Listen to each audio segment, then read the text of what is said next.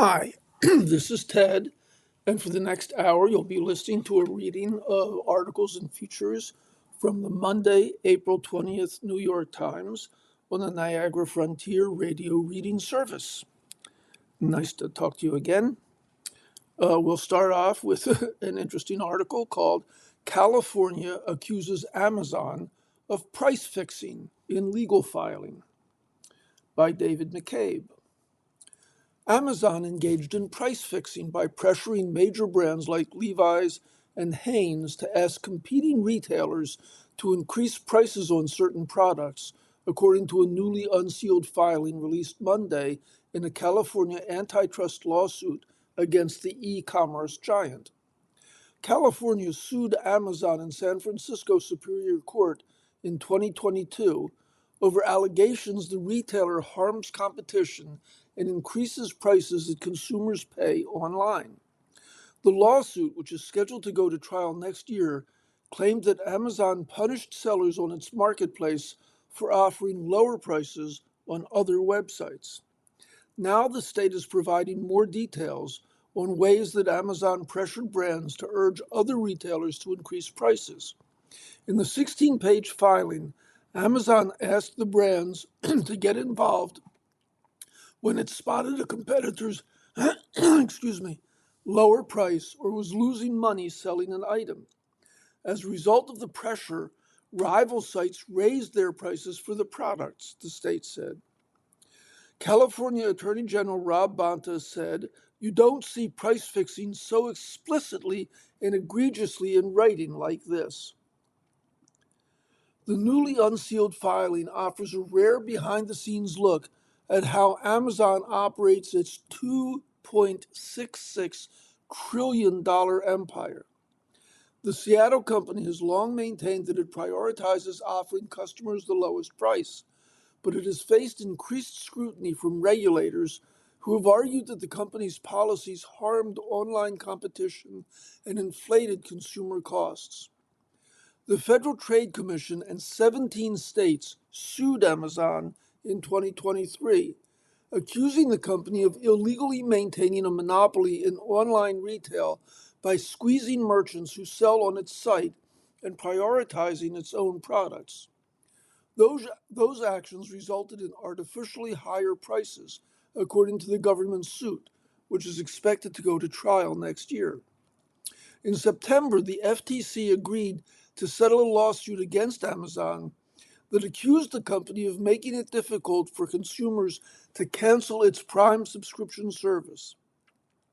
Under the terms of the settlement, Amazon agreed to pay up to $2.5 billion, including a billion in penalties and additional payments to consumers. It did not admit or deny wrongdoing. In a statement, an Amazon spokesperson, Mark Blafkin, said the company looked forward to responding to California in court. The filing is, quote, a transparent attempt to distract from the weakness of its case, coming more than 3 years after filing its complaint and based on supposedly new evidence it has had for years, he said. Amazon is consistently identified as America's lowest price online retailer, and we're proud of the low prices customers find when shopping in our stores, said Mr. Blafkin. Amazon is by far the largest online retailer, dwarfing its biggest e-commerce competitor, Walmart. Though most items are still sold in physical stores, e-commerce is growing far faster than sales at physical stores. For some types of products, online retail makes up the majority of sales.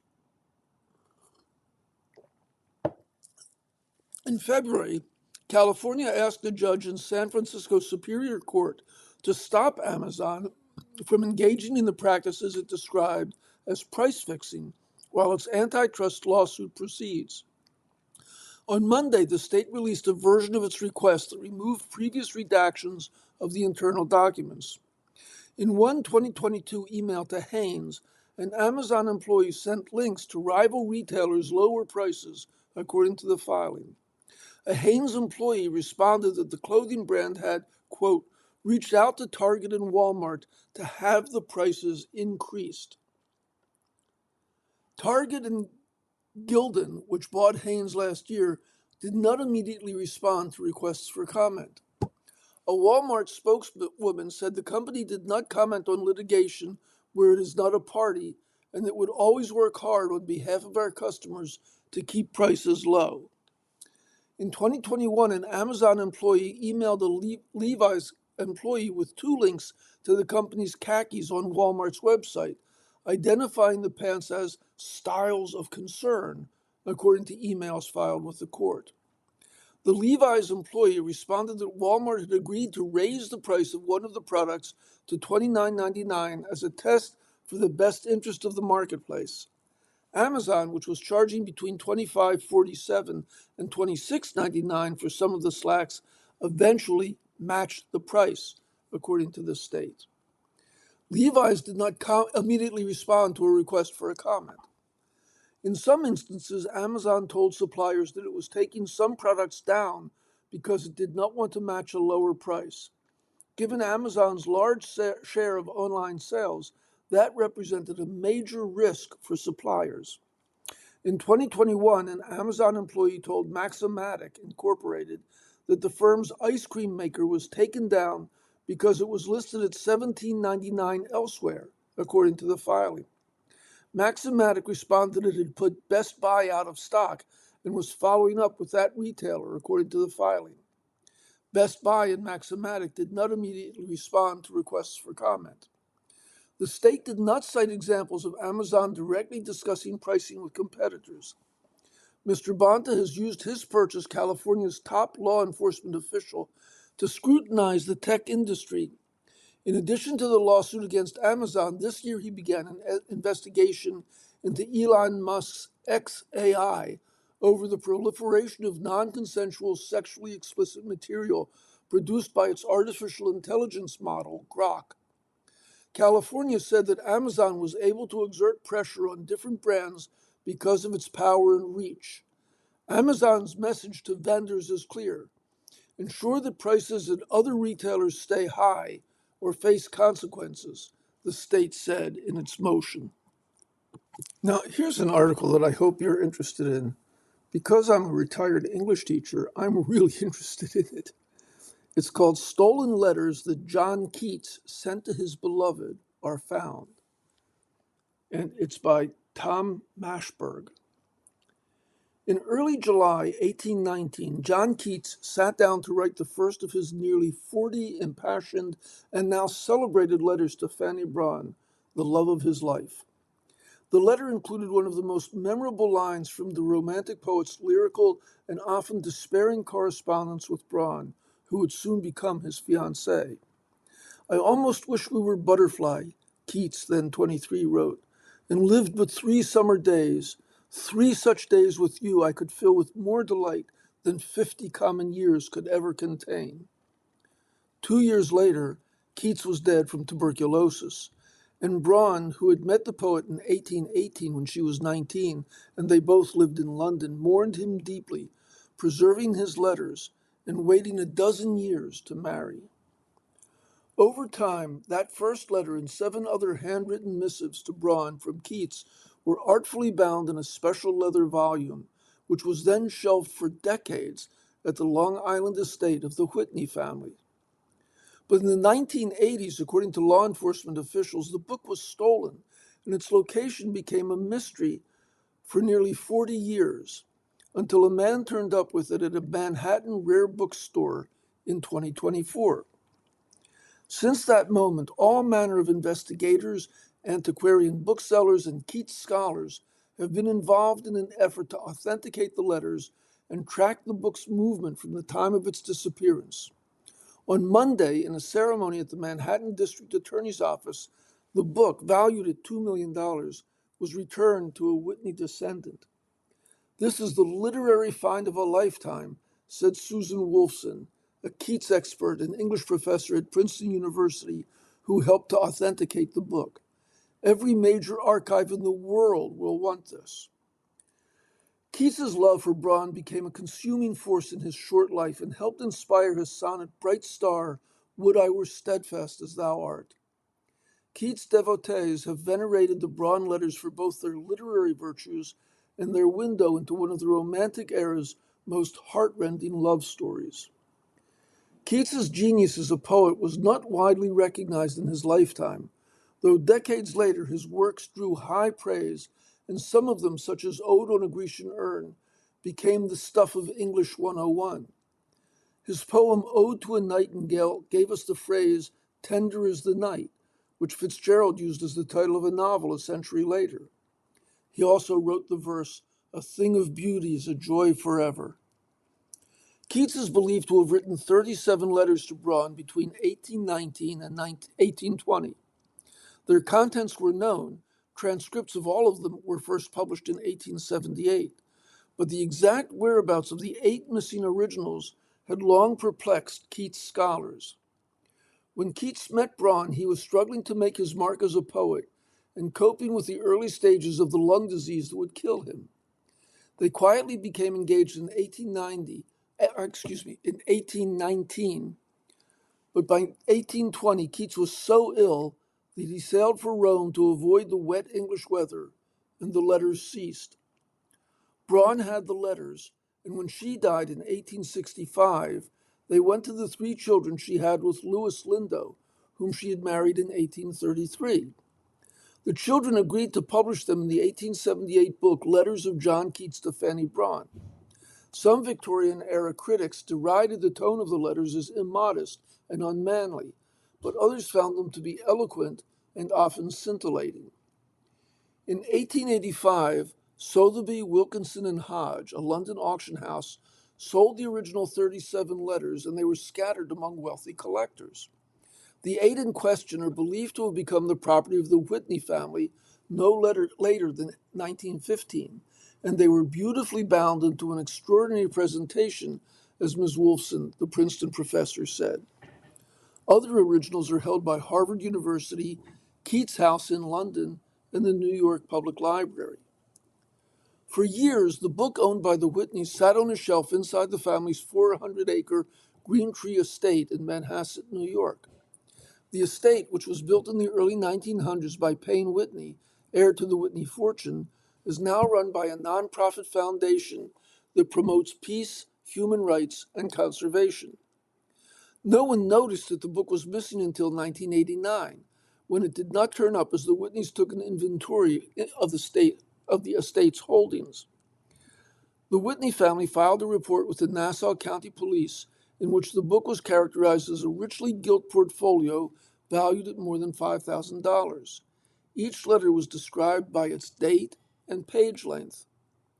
Nothing more was heard about the book until 2024, when a customer walked into B&B Rare Books on Madison Avenue and asked for help in selling the Keats volume and other rare books, including books by Oscar Wilde and the Brothers Grimm. Joshua Mann, who owns the store with Sunday Steinkirchner, said the customer told him that the books had been bequeathed to him by his grandfather, who had kept them in a box at his retirement home in South Carolina. But something about the man's account made them pause. Mr. Mann said he and Miss Steinkircher convinced the seller to leave the book while they reviewed its authenticity and tried to establish a price.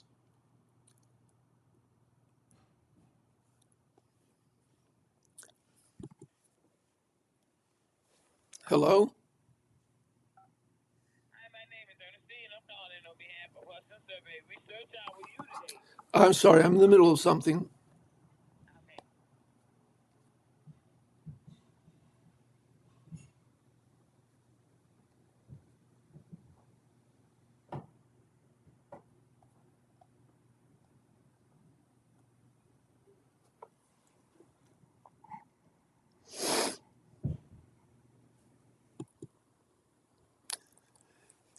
In fact, Mr. Mann locked up the book and began to research its history. Miss Steinkirchner, meanwhile, approached Ms. Wolfson, who said she could tell immediately that the letters had been written by Keats. A few days later, Mr. Mann said the seller returned and asked for the book back. Mr. Mann said he told the seller, "I believe this book is stolen." Mr. Mann recalled having said to the seller, "The only way this book is leaving here is if you can show proof that you own it." According to Mr. Mann, no such documentation was provided. While researching the book's history, Mr. Mann contacted the Art Loss Register, a London company that maintains a database of stolen art and other precious items. Within days, he said, the register responded that it had on record the 1989 police report describing the theft. Quick pause. You're listening to a reading of articles and features from the New York Times on the Niagara Frontier Radio Reading Service. Around the same time, Matthew Bogdanos, who runs the Antiquities Trafficking Unit in the Manhattan District Attorney's Office, also learned of the possible discovery of the letters and began a formal investigation. Mr. Bogdanos arranged for the seizure of the Keats book, and he seized 16 other books that he said the seller, who was not identified, had also tried to consign for sale at B&B Rare Books, and also Adam Weinberger Rare Books in Manhattan. All 17 books were identified as having belonged to the Whitney collection. Side note, they must have been awfully careless. And all were returned on Monday. Mr. Bogdanos said the seller, through a lawyer, had agreed to relinquish the books. Mr. Bogdanos said in a statement that tireless efforts lasting a year had allowed the district attorney's office to return an irreplaceable piece of literary history to its true owners. District Attorney Alvin Bragg Jr. said the Whitney family intends to auction the Keats volume and the other recovered books and donate the proceeds to the family foundation. Peter de Bonaventura, the Whitney descendant who collected the books, said the recovery was incredibly meaningful for the family. Mr. Bragg praised the booksellers who cooperated with his office, saying every institution in Manhattan and beyond should follow their lead if they become suspicious of the origins of an item brought in for sale. Antiquarian experts say the quality of the Keats book's binding and the excellent condition of the letters make the emergence of the volume a literary sensation that is bound to attract high bids at auction. It's shocking to learn that even one of these letters exists, Mr. Mann said, but to see 8 of them together is honestly just insane. And now for something disturbing, which is more like the news. The forces of scarcity hitting Asia may soon spread across the world. By Damien Cave. When the war in Iran started on February 28th, Asia expected to see serious gradual impacts from losing access to a huge portion of the world's oil and gas. But the conflict's economic and social impacts have hit the region harder and faster than officials and experts expected. Many countries across the Asia-Pacific are experiencing sudden jolts of disruption that they are struggling to manage, with some comparing the crisis's breakdowns in scope to the COVID pandemic. Even if there is a peace deal soon, the future of this industrious region that has driven global economic growth for decades will likely include months of canceled flights, surging food prices, factory pauses, delayed shipments, and empty shelves for products long considered quick and easy to buy worldwide, like plastic bags, instant noodles, vaccines, syringes, lipstick, microchips, and sportswear. Collectively, according to many officials and experts, if the war's strangling of commercial traffic through the Middle East lasts for even a few more weeks and uncertainty lingers, shortages could push several countries into convulsions of unrest, followed by recession. Countless businesses are verging on insolvency. Governments are taking on enormous debt to slow inflation. By year's end, in the most dire projections by the United Nations and others, millions across Asia could be pushed into poverty. The impacts are so rapid and deep, said Philip Cornell, a senior fellow at the Atlantic Council's Global Energy Center. Just from a magnitude perspective, this is really very, very, very large. Resource scarcity tends to unleash dark forces in human psychology and capitalism. As the International Monetary Fund has noted, the world economy is slowing nearly everywhere because roughly a fifth of the world's oil and liquid natural gas, along with vital byproducts, have been held back from the global markets since the war started. Even if the Strait of Hormuz stabilizes tomorrow, it could take years for oil and gas output and shipping to reach pre-war levels. The Asia-Pacific has been the war's first and worst zone of impact outside the Middle East because, one, the Asia-Pacific relies more heavily on Middle Eastern energy imports than almost anywhere else in the world. Two, the massive regional economy is deeply integrated with supply chains crisscrossing borders in ways that are heavily reliant on fossil fuels. And three, even before the war started in February, Asia's energy capacity was falling short of demand. The backlog for energy generation turbines, now affecting global data center growth, started with surging power demands from Southeast Asia's industrial hubs. Wealthier countries, including China, face less immediate risk with bigger fuel reserves and budgets, but comfort is neither permanent nor widespread. The rest of Asia, excluding China, is responsible for as much of the global economy as the United States or Europe. And many countries in that group have been struggling more than is publicly known. In interviews, farmers in Vietnam, laborers in India, innkeepers in Sri Lanka, drivers in the Philippines, and executives in Hong Kong and Singapore all sounded more worried than many of the region's politicians, who are seeking to project a stoic calm that often understates the scramble occurring off-screen. Transportation, manufacturing, and upward mobility, three pillars of stability in Asia, are all confronting powerful shock waves. The United States and Israel started the war in Iran on February 28th. Within hours, trucks, ships, and planes stopped operating in Asia, a region defined by near constant motion across land, sky, and sea.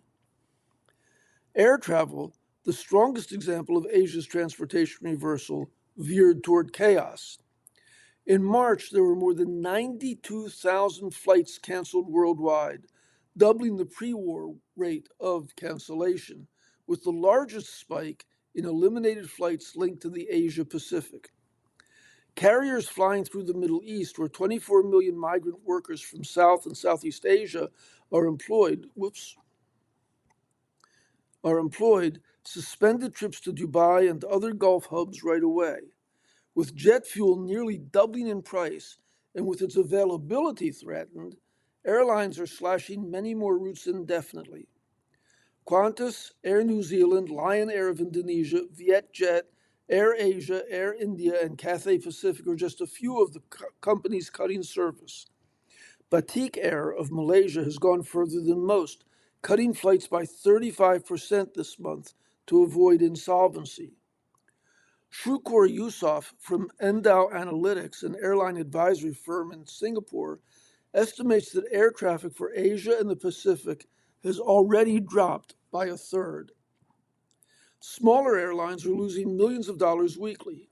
Larger, better capitalized airlines in the region may survive, but discount players who buy more fuel on spot markets will likely shrivel, merge, or die. Even if the ceasefire holds because of the chokehold that's been triggered by the closure of the Strait of Hormuz, the flow of fuel is just going to be a trickle, said Mr. Yusof. It's massive in the scale of things, unprecedented in the industry, he added. Even with COVID, we weren't gripped to our seats like we are now. Airports and airlines are not the only victims. Remote areas from outlook towns in Australia to the craggy foothills of the Himalayas, of the Himalayas are slipping further into isolation. Travel agencies, hotels, and restaurants are also grappling with a sudden collapse in business. Airline prices have tripled, said Samath Gamampilla, 39, director of Unique Boutique Hotel in Sri Lanka's southern beach town of Ahangama. We're seeing about an 80 to 90% drop in occupancy. Interviews and official forecasts suggest the rest of the year could be bad or worse in many countries. Many of Asia's most successful export industries require enormous amounts of energy and other ingredients from the Middle East. 7 weeks in, stockpiles are running out. Cutbacks in manufacturing are now multiplying, revealing vulnerabilities rarely considered. Copper and nickel production, for example, rely on high heat from natural gas and also sulfur, a fossil fuel byproduct. Both are in short supply, forcing several Indonesian nickel processors to reduce output by at least 10%. Polyester and nylon are also derived from petroleum. In the sewing hubs of Bangladesh, Gazipur, and Ashulia, where clothes are made for Walmart, Zara, and Uniqlo, severe disruptions to production and shipment schedules are common and on track to worsen. The strain we are under now, managing it will become very tough if there is no continuity in gas or fuel supply, said Abdullah Khil Naqib, Deputy Manager Director of TEAM, a Bangladeshi garment factory group. We are seeing that the prices of our raw materials are also rising. Today, the price of thread has almost doubled. Move on to higher end manufacturing and to helium, a gas byproduct used for semiconductors, and stress levels increase. Qatar, which normally produces nearly 1/3 of the world's supply, had to halt production on March 2nd after an attack on its gas plants by Iran. Prices have soared, and some Asian chipmakers are slowing production and reconsidering sources of supply. Taiwan's Semiconductor Manufacturing Company, the world's largest producer of high-end chips, had previously accepted helium from Qatar and the United States. On Thursday, the company said on an earnings call that it had enough on hand to avoid a near-term impact. But a prolonged shortage could force the company and other chip makers to accept supply from other locations, like Russia, the world's third largest producer of helium. Or it could force production costs that would roll through everything from electronics to cars. One bottleneck begets another. That's the pattern. Without enough petrochemicals to make plastic packaging, fewer Korean beauty products are heading to stores. A lack of fertilizer is threatening rice crops in Vietnam. Cattle farmers in steak-crazy Australia are even warning of a red meat shortage because of idled slaughterhouses and truckers. Before the war, the United Nations projected that most of the next decade's growth in middle-class consumers would be found in Asia. Last week, a new UN report estimated that 8.8 million people in Asia and the Pacific are at risk of falling into poverty because of the war, depending on how long hostilities last. Most of those, about 5 million, would be in Iran, but in a region where most employment is informal without a robust safety net, the conflict's effects are starting to compound. In an interview, Kani Wignaraja, a UN Assistant Secretary General and UNDP Regional Director for Asia and the Pacific, said the scale and speed of transmission to Asia and the Pacific has been much bigger than initially anticipated.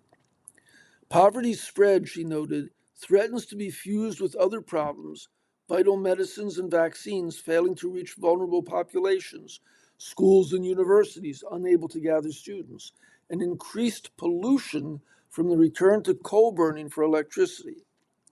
In India, where entire industrial clusters have been shut down for weeks by fuel shortages, workers are reversing urbanization, melting back to rural villages to thresh wheat. The cost of acetaminophen and some antibiotics in India has already gone up. In Manila, Wednesday is considered a special day of Catholic devotion that usually attracts a throng of devotees and shoppers in the Philippine capital's Baclaran district. After attending church, many scout for bargains at the nearby flea market. But the district, far quieter since the war started, seems closer to paralysis this week. Jeepney or minibus drivers gathered in groups away from the wheel for a 3-day work strike to protest runaway gas and diesel prices. Yunus Lilinko, 42, a widow and mother of 3, said she initially believed the U.S.-Iran war wouldn't affect her. She sells clothes she gets from a factory. The war seemed a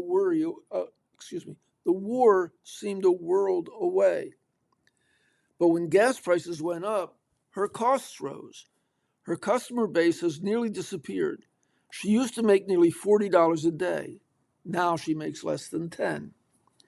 People don't move around too much nowadays because of high gas prices, she said. so there are fewer people to sell my clothes to. The UN's report predicted that the war would cost Asia and the Pacific between $97 billion and $290 billion, equivalent to between 0.3 and 0.8% of regional gross domestic product. At street level, suffering often starts with higher food prices and reduced employment. You're losing income, and at the same time, you're paying more, said Ms. Wigna Raja, the UN official. In the northern region of the Philippines, which supplies most of the country's highland vegetables like cabbage and broccoli, scarcity is killing abundance. Crops ready to be harvested last week are rotting in fertile fields, with farmers unable to afford the costs of transporting them to market. You're listening to a reading of articles and features on the Niagara Frontier radio reading service. The war's damage, so quick and deep across the Asian Pacific, will not be easy to contain. Even if the U.S. and Iran reach a lasting peace, the forces of scarcity and inflation have gained momentum and are on the move. You've seen tsunamis. They go across the ocean very fast, said Mr. Cornell from the Atlantic Council. I find it breathtaking to see the degree to which American policymakers think that they are insulated. Here's a guest essay by Anit Saru, who is a finance professor at Stanford Graduate School of Business. And the essay is called The Great Hesitation. Donald Trump casts himself as a champion of American business. In many ways, he is. He has slashed corporate taxes, he's rolling back regulations and embracing industries like artificial intelligence. Yet the payoff is far smaller than many business leaders expected, and our economy is losing momentum. The reason is simple.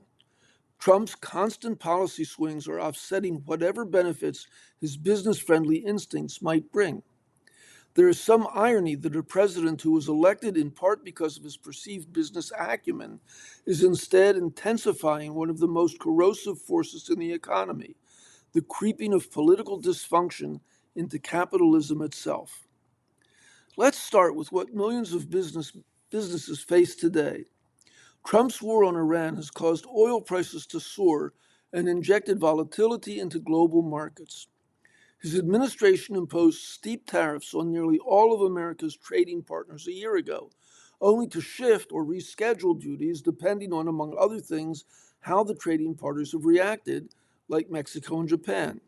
Lobbying, stock market reaction, and court decisions, with the Supreme Court ruling his sweeping tariff plan illegal. Regulatory agencies have abruptly stopped pursuing cases or significantly altered their priorities. The twists and turns surrounding the appointment of the next chair of the Federal Reserve and the performance of its current leadership deserve its own reality show. The Baker, Bloom, and Davis Economic Policy Uncertainty Index, a widely watched measure of policy-related uncertainty, has surged to levels typically seen during situations like the 2008 financial crisis and the early months of the COVID-19 pandemic. A growing number of economists and executives describe this as a period of heightened hesitation when businesses are delaying and canceling investments and hiring because they cannot predict the rules under which those decisions will play out. The impact, dubbed the Great Hesitation to describe our cautious labor market, has already been felt by a generation of young job seekers. They face fewer entry-level opportunities, slower wage growth, and a lasting hit to lifetime earnings as delayed hiring compounds over time. Trump may be a primary contributor to this chaos, but he's not the only one. For decades, American businesses competed and invested within a relatively stable framework of rules. Those rules were not perfect, but they were predictable enough that companies could confidently plan years into the future. That stability was possible because both political parties largely accepted a similar governing philosophy. Changes would generally be made gradually. That predictability helped fuel investment, innovation, and rising living standards. The rate of change began to accelerate after the 2008 crisis, when policymakers and regulators expanded oversight of banks and other financial firms, often in response to real failures and public backlash. But the fire was really lit with the arrival of Trump, who introduced a more erratic style of economic governance, especially through tariff threats, trade wars, and abrupt policy changes. The economy in his first term stayed strong, but businesses increasingly had to factor in the risk that key policies could be upended quickly.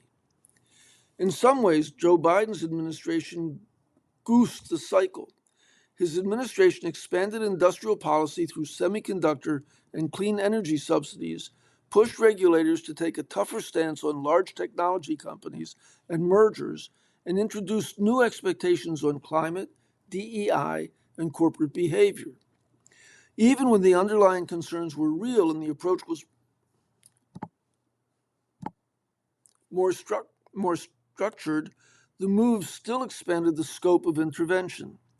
This may explain why many top executives favored Trump in his bid for a second term. Now Trump is drastically revving up the cycle, seizing new terrain and growing even more erratic. He has not simply reversed Biden-era policies, but has done so abruptly, unevenly, and often in public. Look at the auto industry's production of electric vehicles. Rules on electric vehicle incentives, import tariffs, and domestic production requirements have shifted so often that manufacturers have posted billions in losses and are left guessing where to build, what to produce, and which technologies will be favored. Businesses are no longer just adapting to new rules. They are trying to guess which ones will survive. There are already signs that Trump's overreaching is seeding a backlash from the left that may further feed the cycle. Proposals such as wealth taxes and expanded corporate regulation are gaining traction, suggesting that Trump's policies may be replaced by a different set of sweeping interventions. The risk is not a single shift, but repeated swings in different directions. This is how political dysfunction is seeping into American capitalism, not through one sweeping reform, but through a steady erosion of stability.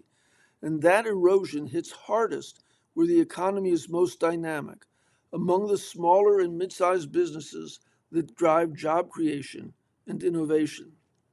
Take mergers and acquisitions. The ability of companies to combine or be acquired is essential because it allows new ideas to be developed and take hold more widely, inefficient companies to be restructured, and innovations to reach consumers through larger platforms.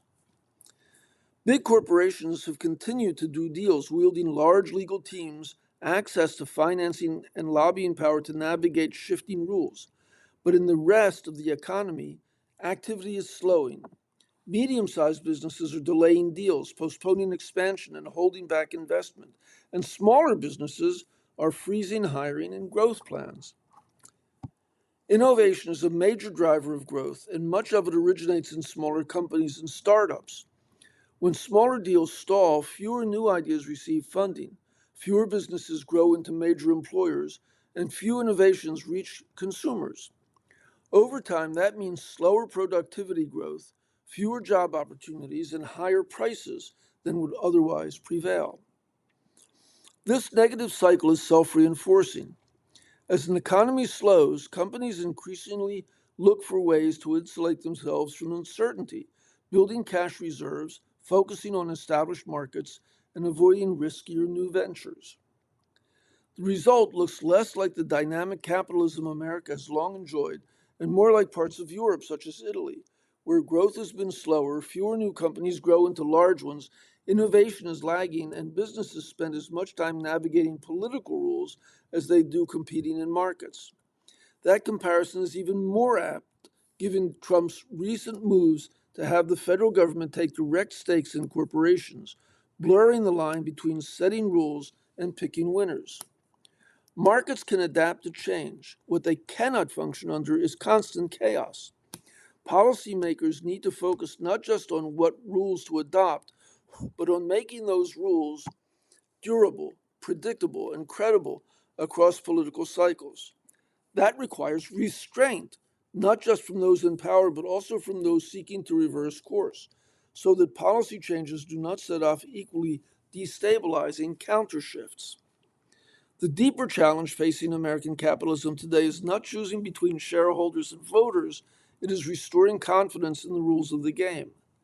There will be work to do once Trump leaves office, but perhaps the hardest task will be imposing the discipline required to ensure that policymakers not do too much all at once. And here's an essay by David French called I Missed the Part About the Divine Right of Presidents. In January 2024, Donald Trump supporters made a video called God Made Trump.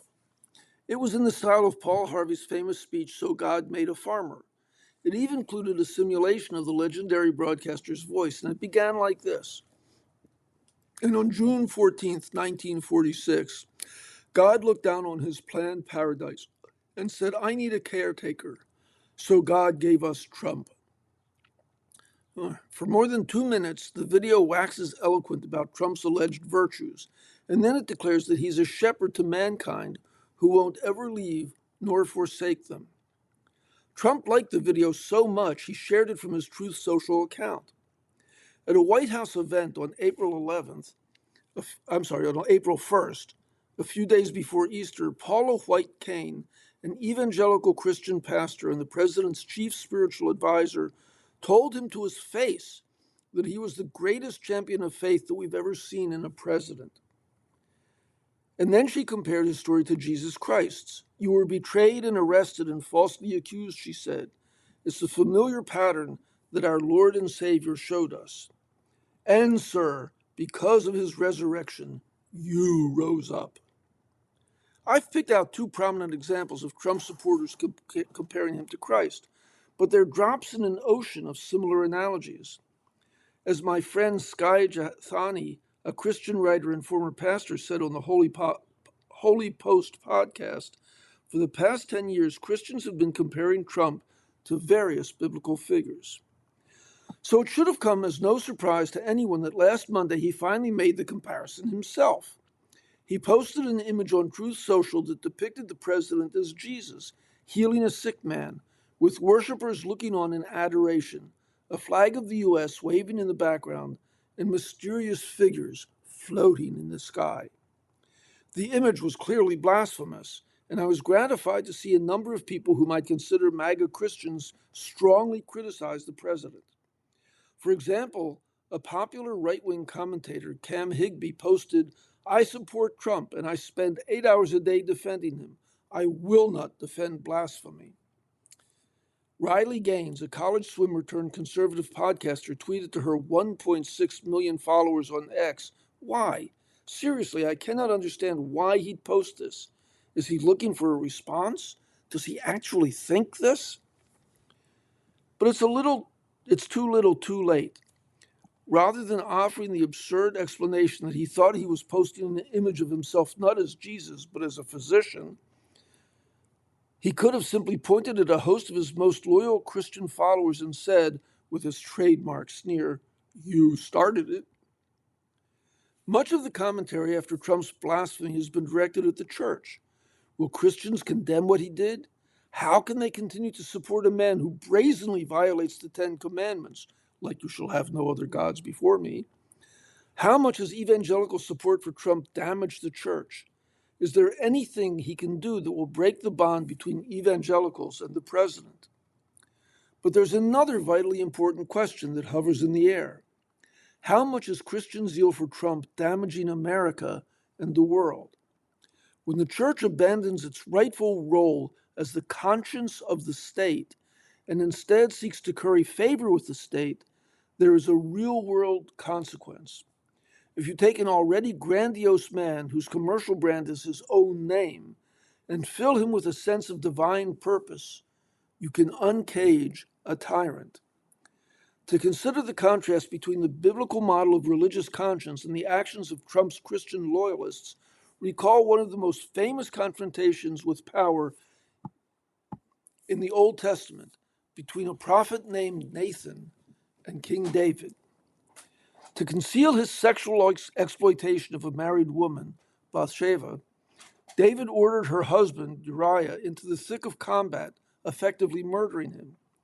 Nathan confronted David with an allegory of a rich man who stole a lamb from a poor man. When David expressed anger at the rich man, Nathan revealed the key of his allegory and opened the door by saying, "You are the man." In a moment of courage that has echoed for thousands of years, he said to the divinely ordained king of Israel, "You had Uriah the Hittite killed in battle. You took his wife as your wife. You used the Ammonites to kill him." In the biblical story, David repents immediately and writes one of the most memorable psalms in Scripture. "Have mercy upon me, O God," it begins, "according to your loving kindness, according to the multitude of your tender mercies, blot out my transgressions." And quickly, you're listening to a reading of articles and features from the New York Times on the Niagara Frontier Radio Reading Service. Now, let's look to the words of Franklin Graham, one of the most prominent evangelicals in America and one of Trump's most zealous supporters. In a public statement after Trump posted the image of himself as Jesus, Graham pretended to believe Trump's absurd explanation of the image, writing, "I'm thankful the president has made it very clear that this was not at all what he thought the AI-generated image was representing. He thought it was a doctor helping someone, and when he learned of the concerns, he immediately removed the post." But Graham didn't stop there. He lashed out against Trump's critics. "I think his enemies are always foaming at the mouth at any possible opportunity to make him look bad," he said. "Someone else is always to blame." One gets the feeling that if Graham were alive in King David's era, he'd be defending David, telling him that Nathan was foaming at the mouth, falsely accusing him of murder. I can hear the defenses now. "Can you really be blamed when a soldier of yours dies in combat? That would never hold up in court. The Ammonites killed Uriah, not you. They're the criminals here. And besides, this thing with Bathsheba and so forth is nobody's business." As a thought experiment, ask yourself how a president would behave if he believed he was clothed with divine purpose. Wouldn't he try to expand his power beyond all previous limits? After all, he's on a mission from God. Or maybe he thinks he's like God. It's hard to type those words, but that's exactly the meaning of the image that Trump shared. Wouldn't he feel free to start wars based on his judgment alone, based on his command alone? What is Article 1 of the Constitution compared with the will of the Almighty? And wouldn't such a man be jealous of his religious rivals in the battle for the hearts and minds of American Christians? I don't think it's possible to separate Trump's public fight with Pope Leo XIV and the Catholic Church from his own sense of divine authority. Pope Leo's pleas for peace are hardly unprecedented. I distinctly remember Pope John Paul II's strong objections to Operation Iraqi Freedom. Yet an American president never before responded to a pope with personal attacks and lies as Trump has. And when he did, Vice President J.D. Vance, a relatively recent convert to Catholicism, responded incredibly enough by scolding the Pope. In the same way that it's important for the Vice President of the United States to be careful when I talk about matters of public policy, he said, I think it's very, very important for the Pope to be careful when he talks about matters of theology.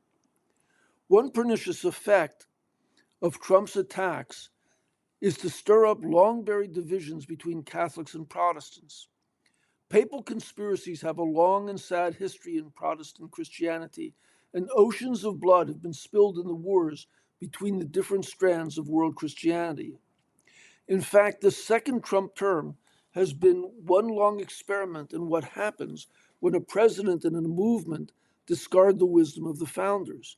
A man like Trump was supposed to be hemmed in by a combination of law and morality.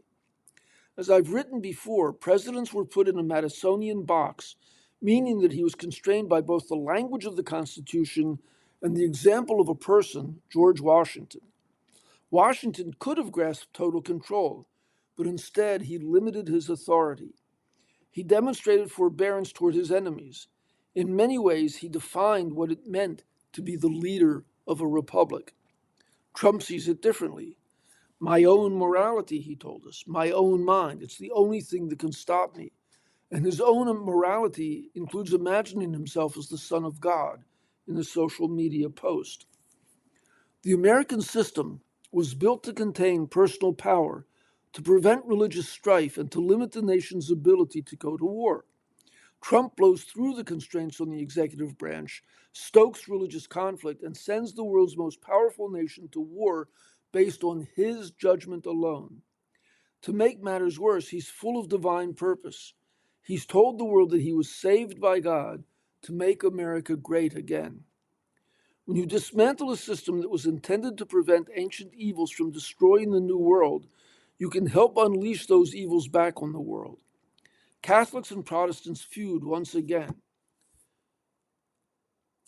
A world leader who is infused with religious purpose picks a fight with the Vatican, and the great powers inch toward conflict with the President of the United States who refuses to recognize any moral or legal limits on his power at all.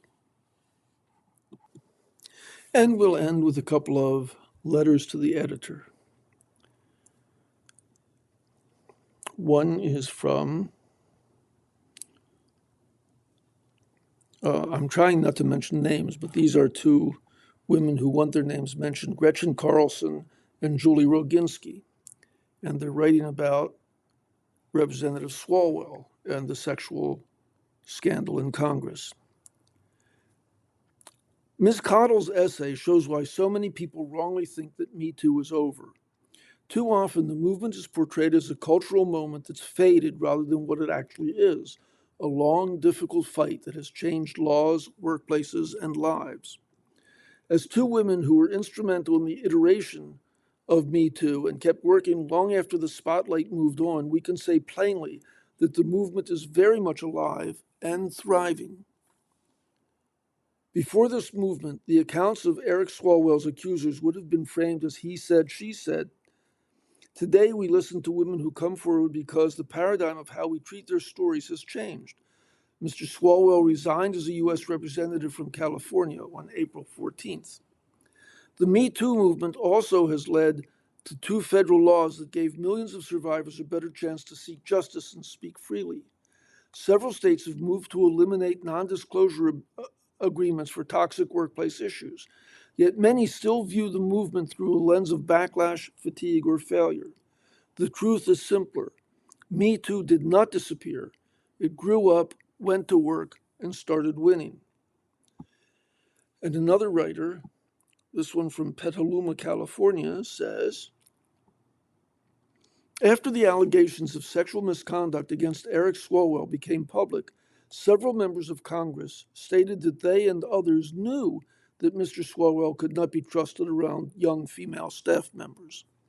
They knew and did nothing. Mr. Swalwell certainly would not be the first politician to exercise his power to terrorize young women and ruin their lives. Tony Gonzalez, a representative from Texas, resigned on the same day after allegations of his having affairs with staff members. And if nothing changes, these two men will not be the last.